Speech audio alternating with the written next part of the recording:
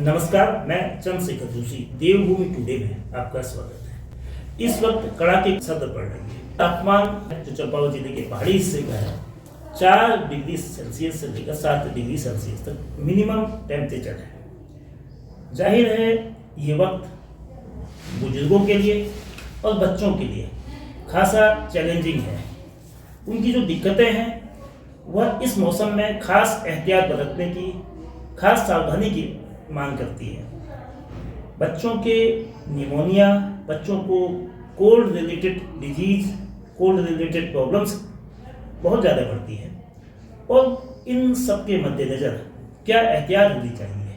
इससे पहले चंपावत में बीते 1 साल से यानी कि दिसंबर 2023 से बाल रोग विशेषज्ञ नहीं थे। यद्यपि चंपावत के ECMO डॉक्टर चंद्रशेखर भट्ट अपने एडमिनिस्ट्रेटिव वर्क के अलावा क्लिनिकल वर्क भी करते थे, लेकिन पूर्णकालिक बाल रोग विशेषज्ञ नहीं होने की वजह से दिक्कतें बरकरार थी। इस बीच 16 दिसंबर से स्वास्थ्य महानिदेशालय ने अटैचमेंट के द्वारा चंपावत जिला अस्पताल में बाल रोग विशेषज्ञ की व्यवस्था की है और हल्द्वानी अस्पताल की बाल रोग विशेषज्ञ डॉक्टर रेणु अग्निहोत्री ने 16 दिसंबर को चंपावत में कार्यभार संभाला है।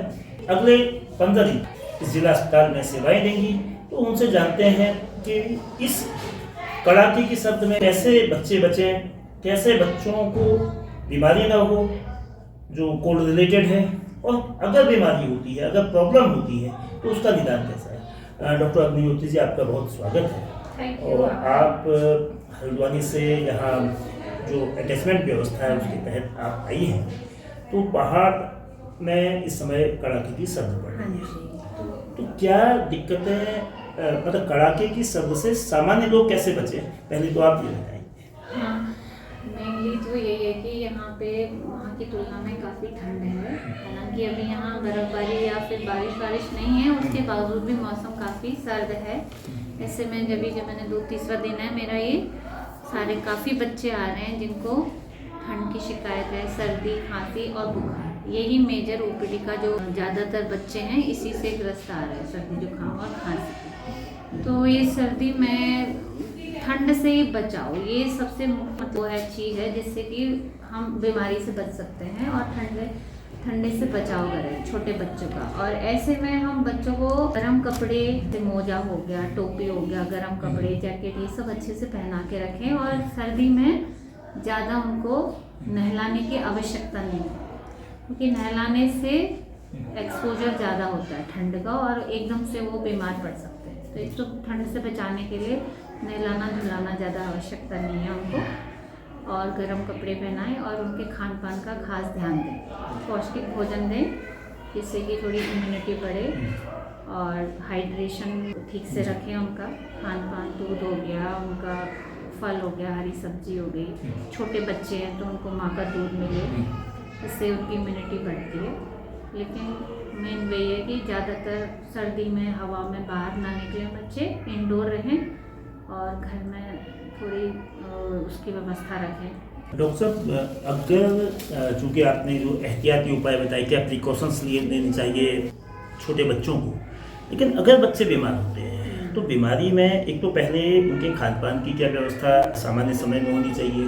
पानी का सेवन बहुत कम पहाड़ों में किया जाता है, उसको कैसे किया जाए। और बच्चे चूँकि बाहर भी बहुत आते हैं अपने कमरे से, अपने घर से, उस हवा, उस ठंडे वातावरण से कैसे बचें, और बीमार होने पर ट्रीटमेंट क्या हो जिससे वो कम से कम तकलीफ हो। जाड़ों में तो बड़े लोगों को भी पानी पीने की इच्छा नहीं होती है न ठंडा पानी तो बिल्कुल पीने की इच्छा नहीं होती है। तो क्योंकि हमें अपने शरीर को हाइड्रेटेड रखना है, डिहाइड्रेशन ना हो, तो उसके लिए हमें गर्म पेय पदार्थ पिए। बड़े लोग चाय वाय पीते हैं, तो बच्चों को हम गर्म दूध हो गया, हल्दी दूध हो गया, या सूप बना के दे दें। इस तरह से उनको हम टाइम से उनको ये सब चीज़ें देते रहें। और मेन है कि बाहर जाते समय हम उनको, उनकी बॉडी अच्छे से ढकी होनी चाहिए। ग्लव्स पहनो, कैप पहनो, अच्छे से मफलर वगैरह का इस्तेमाल करें।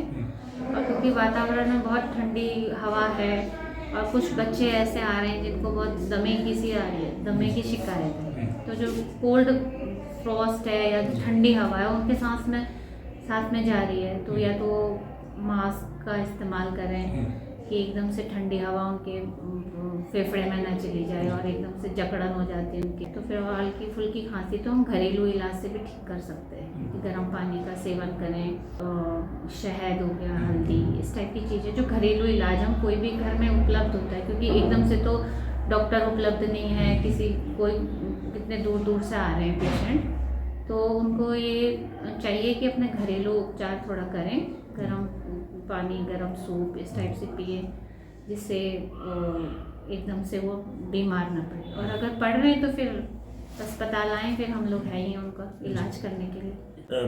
खास तौर पर जो बच्चों में और बुजुर्गों में भी, किसी भी तरह के आयु वर्ग के लोगों में इस मौसम में कौन सी डिजीज़ सबसे ज़्यादा इफेक्ट करती है? एक दूसरा, कोरोना के बाद जो हालात हैं उसमें क्या कोई नई परेशानी उभर के आई है जो 2020 और 21 में हुआ, तो क्या आपका जो क्लिनिकल एक्सपीरियंस कहता है?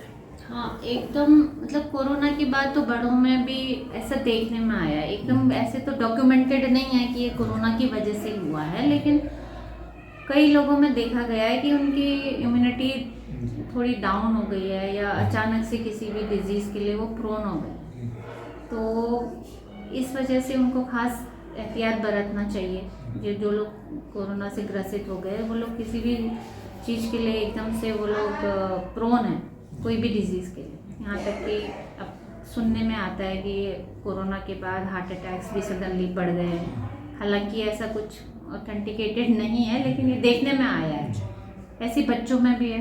अब जाड़ों में जो वायरल इन्फेक्शंस हैं वो भी हो जाते हैं एकदम से, और जो वही धीरे धीरे अगर उसको ट्रीट ना करें तो फिर वो निमोनिया का रूप ले रहे हैं, उससे फिर वो ज़्यादा बच्चे परेशान हो जाते हैं। डॉक्टर साहब, एक आखिरी सवाल, ठंडे में और ख़ास तौर पर पर्वतीय क्षेत्रों में लोग कमरों को गर्म करने के लिए विद्युतीय उपकरण, हैलोजन वगैरह, हीटर इत्यादि तो यूज़ करते ही है, लेकिन साथ में अंगीठी और लकड़ी, कोयले वगैरह के भी आग का इस्तेमाल करते हैं, तो क्या बच्चों को ठंड से बचाव के लिए ठीक है? और रात के वक्त जो खतरे होते हैं उससे कैसे बचा जाए, उससे क्या सावधानी बरती जाए? तो पहाड़ों में या प्लेन्स में भी अपने कमरों को गर्म करने के लिए हीटर, कोयला, इस टाइप की चीज़ें तो इस्तेमाल करना ही पड़ता है। सावधानी हमें ये बरतनी है कि कमरे का जो वेंटिलेशन है वो प्रॉपर रहे,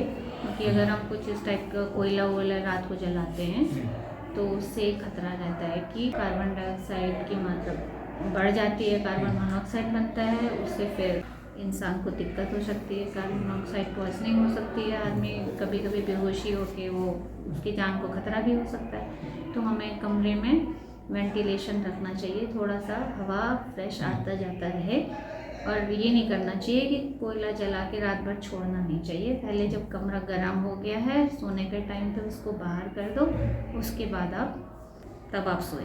बहुत धन्यवाद डॉक्टर अग्निहोत्री, आपने जो ठंडे में, चूँकि इस समय सबसे सर्द मौसम यही महीना मकर संक्रांति से पहले जो लगभग तकरीबन 14 जनवरी तक रहेगा, उसमें कैसे बचाव करना है। वैसे तो सर्दी को, यानी कि जो विंटर को, एक ऐसा हेल्दी सीजन माना जाता है, लेकिन इसमें किसी तरह की लापरवाही, एहतियात की कमी लोगों के जीवन पर भारी पड़ सकती है। ये ज़रूर है जो चिकित्सकीय परामर्श, जो सलाह, जो नसीहतें, जो परामर्श दिया गया है, अगर उसको माना जाएगा तो खतरे कम होंगे।